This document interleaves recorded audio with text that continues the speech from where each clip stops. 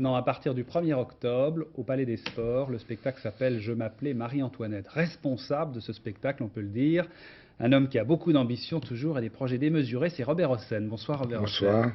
Alors cette fois-ci, je m'appelle Marie-Antoinette. Alors on se souvient d'Anton et Robespierre, on se souvient de la liberté et la mort. Vous aimez beaucoup la Révolution.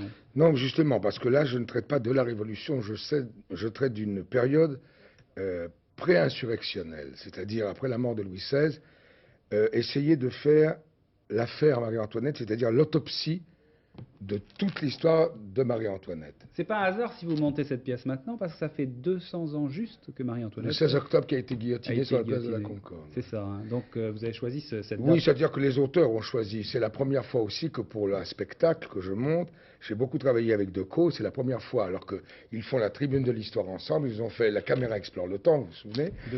Decaux-Castelot. Et ça n'a pas été si simple que ça, puisque chacun a une opinion. Vous savez, il dit toujours, Alain d'ailleurs il en parle lui-même, de Marie-Antoinette, ça sépare beaucoup les opinions. Et en ce qui concerne là, ils ont travaillé beaucoup ensemble, un peu séparément parce qu'ils s'affrontaient un peu trop, et puis ensuite on a fait une synthèse, et c'est une aventure très passionnante, dans la mesure où justement on revoit à travers ce qu'on dit à la conciergerie, Robespierre et tout le comité de salut public ne savaient pas s'ils allaient l'acquitter, l'exiler, la mettre en prison pour l'échanger, ou la mort, c'est-à-dire la guillotine ou le procès. Avant de revenir à tout ça, je voudrais qu'on voit un extrait tout de suite pour donner une idée du spectacle. Alors c'est un moment assez dramatique, vous allez voir. C'est avant le procès. Voilà, c'est juste avant le procès, c'est la fin de l'interrogatoire, quand Marie-Antoinette signe elle-même le procès verbal de son interrogatoire. C'est quand on l'a emmenée à la conciergerie dans la nuit, et au milieu de la nuit, on l'interroge avant le procès. On regarde. Oui, pardon. Levez-vous, veuve Capet.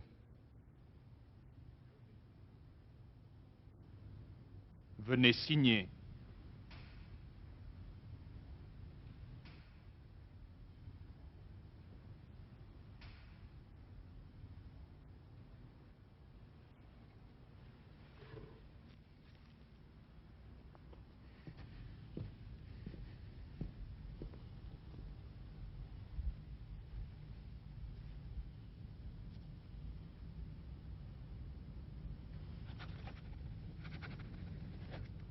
Aujourd'hui, 2 siècles après, l'opinion des Français n'est pas forgée sur Marie-Antoinette.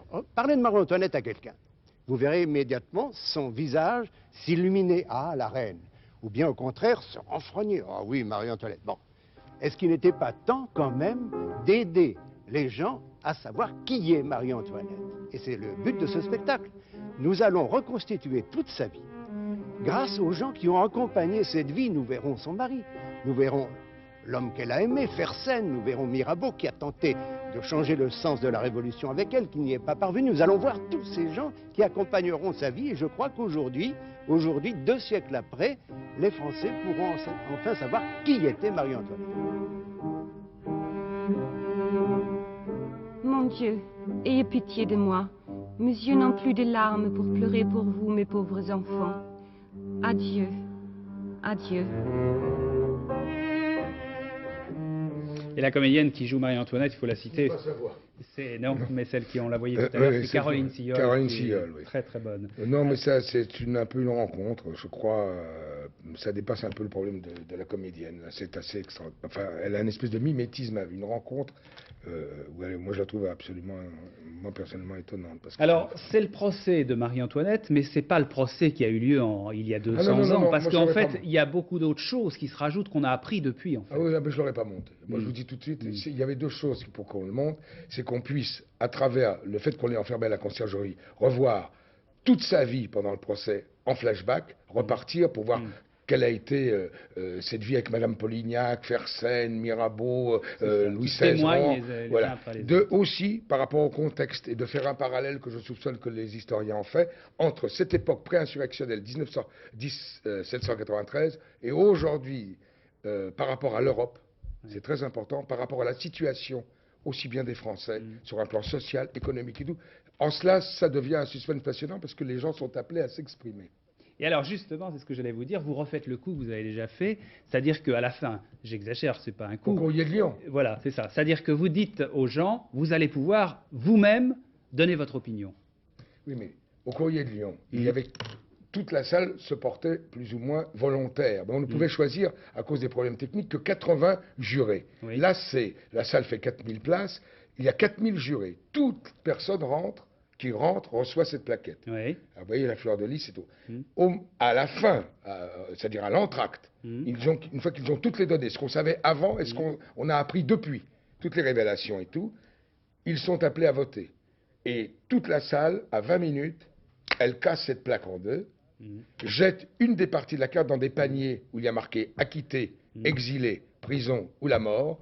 Ensuite, on dépouille immédiatement et à ce moment-là, les gens voient le verdict qu'ils ont choisi. Mais 2 secondes après, je leur annonce tout de suite qu'on va voir la fin qu'ils ont choisie et on verra la fin telle qu'elle s'est passée réellement. Alors simplement, juste un mot, si vous, Robert Hossein, vous aviez à voter, vous choisissez laquelle des 4 options? Eh bien, c'est la seule chose à laquelle je ne vous répondrai jamais. Merci Robert Hossein. Merci. Merci bien. En tout cas, rendez-vous le 1er octobre au Palais des Sports. C'est moi qui pour vous remercie. Je m'appelais Marie-Antoinette.